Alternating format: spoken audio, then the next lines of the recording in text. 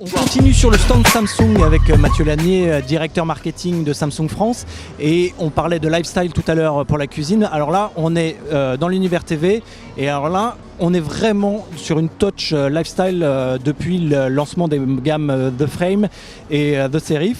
Explique-moi un peu le principe de ces deux gammes. L'objectif, en fait, en lançant ces télés-là, était vraiment d'arriver sur un nouveau concept. Aujourd'hui, le téléviseur est un produit qui va être statique. Et en fait, on constate qu'on a un besoin croissant sur ce type de produit, d'avoir des produits qui s'intègrent parfaitement dans le décor. Quand on a un beau salon, quand on a pensé les couleurs, quand on a pensé les matériaux, les textures, il était logique de pouvoir présenter un téléviseur qui va se fondre dans ce décor. On a mené récemment une enquête qui nous dit qu'aujourd'hui, quand on interroge notamment les jeunes, on a un peu plus de 55% des millennials qui ont été interrogés en Europe, qui nous disent aujourd'hui avoir ce besoin d'un téléviseur qui va se fondre et s'intégrer dans le décor. Donc ça répond à ce besoin-là. Et aujourd'hui, les efforts que l'on a faits ne portent pas seulement sur la qualité d'image, où là on est fort d'années d'expérience en étant leader du marché depuis 13 ans, mais vraiment en pensant pas seulement le design du téléviseur, mais également le contenu et ce qu'il va pouvoir apporter de différent, avec pour le frame cette galerie d'art intégrée, puisqu'on a 1200 œuvres d'art différentes qui peuvent être proposées via l'Art Store ou le Serif, avec l'intégration de fonds d'écran qui ont été designés par les frères Bouroulec. Donc là, on a vraiment quelque chose qui va être complètement pensé par le même designer du fond d'écran jusqu'à son design extérieur.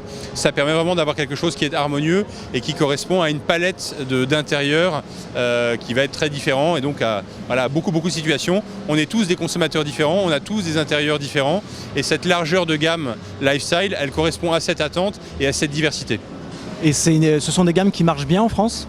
Oui, c'est des gammes qui marchent très bien. La France est un des premiers pays vendeurs de produits lifestyle dans le monde. Une des difficultés auxquelles alors je ne sais pas si c'est d'ailleurs une difficulté ou si c'est une opportunité, mais très souvent l'acheteur d'un produit Serif ou Frame est un acheteur qui n'était pas en position d'acheter une télé, qui n'en éprouvait pas le besoin, et quand il découvre le concept, voilà, c'est un achat coup de cœur, et c'est quelque chose qui va être beaucoup plus déclenché, lié à son design, lié à son concept, qu'au besoin de renouvellement, au besoin utilitaire de renouveler son téléviseur. L'autre technologie dont on parle beaucoup cette année, c'est la 8K. Alors vous aviez présenté vos téléviseurs, les premiers téléviseurs 8K l'année dernière. Cette année encore, les nouvelles gammes ont été de nouveau présentées. Et alors ici, on a davantage parlé de contenu. C'est là-dessus que Samsung veut faire la différence dans la nouvelle guerre qui s'annonce entre constructeurs de la 8K. Je ne sais pas si c'est une guerre, mais je pense plutôt que là, il s'agit d'une transition qui est importante. On se souvient tous des transitions de la Full HD à la 4K, et maintenant, en fait, on a l'ambition Samsung de proposer cette transition avec la 8K. On a présenté une gamme complète l'année dernière. Il ne s'agissait pas seulement d'un concept à l'IFA l'année dernière, mais bien d'une réalité commerciale. On annonce que sur le marché mondial, il se sera vendu à peu près 215 000 unités de produits 8K cette année.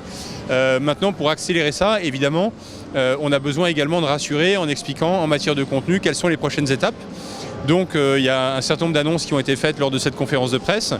En local, sur le marché européen, avec des partenariats avec Chili, en Italie, avec Rakuten, et puis en France, on est très fiers d'annoncer la première intégration d'une application qui en OTT permettra de bénéficier de contenu 8K.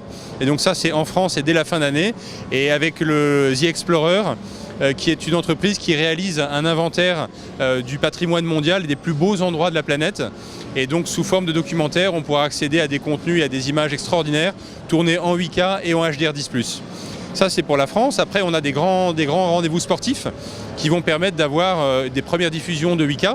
La Coupe du Monde de rugby sur ce mois de septembre, où un certain nombre de matchs vont être filmés et diffusés en 8K, dont la finale. Et puis l'année prochaine, les Jeux Olympiques, qui marqueront une étape supplémentaire dans la captation et la diffusion d'images en 8K. Et après, des partenaires comme Rakuten ont d'ores et déjà annoncé que, après avoir intensifié leurs efforts pour que leur catalogue s'étoffe en 4K, dès le premier semestre, alors je ne sais pas encore si c'est fin d'année 2019 ou premier semestre 2020, on aura des films qui seront disponibles en 8K chez ces partenaires-là. C'est une étape importante pour montrer que le 8K, ce n'est pas seulement un concept technique, mais c'est vraiment du contenu et que ce contenu il arrive maintenant. Sachant que quand on s'équipe d'un téléviseur, on ne l'achète pas pour tout de suite, mais on l'achète aussi parce qu'on va l'utiliser pendant 7 ans, 8 ans. Donc il est nécessaire de proposer des technologies pour le futur, mais aussi qu'on puisse utiliser immédiatement. On va pas se mentir, la 8K ça reste un marché de niche. Combien d'exemplaires vous avez vendu de téléviseurs 8K en France cette année? Alors c'est des chiffres sur lesquels on ne communique pas, mais quand on dit 215 000 unités au niveau mondial, l'Europe c'est à peu près 40% de ces volumes-là. La France c'est à peu près 10% de l'Europe au total. Donc à vos calculettes. Voilà, mais et c'est déjà des volumes qui sont extrêmement significatifs parce qu'on est sur un marché où de par le prix et de par la diffusion, c'est quelque chose qui est très récent, on est déjà sur des volumes qui sont très significatifs.